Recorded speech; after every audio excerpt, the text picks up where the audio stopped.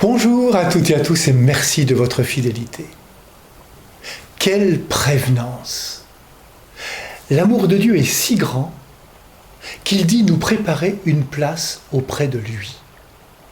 Comme nous le chantons parfois, Dieu nous accueille en sa maison. Il met tout en œuvre pour que nous ayons une place à sa table.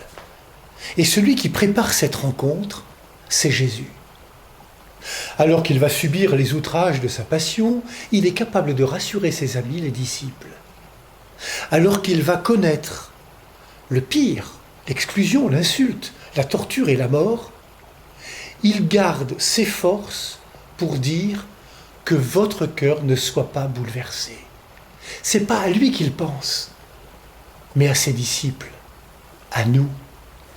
Pour Dieu, c'est toujours l'autre qui compte.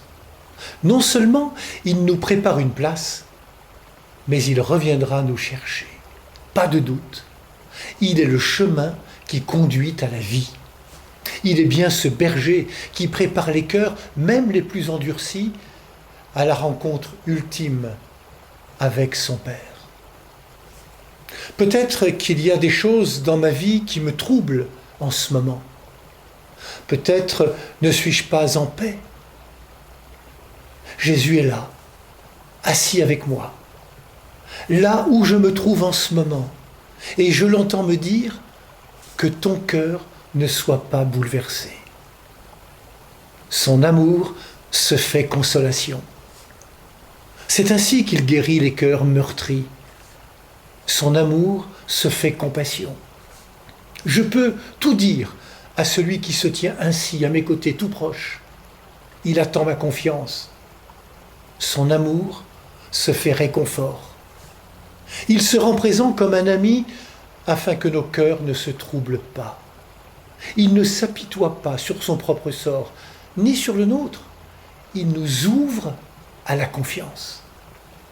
Qui est-il? Celui qui partage sa sérénité au cœur de la tourmente? Qui est-il celui qui se fait rassurant pour ses disciples et pour chacun de nous? Qui est-il celui qui trace un chemin, qui ouvre le ciel pour que chacun y trouve sa place? À celui-ci, moi j'ai envie de lui dire « Seigneur, je t'offre ma confiance. » Christ est ressuscité, Alléluia.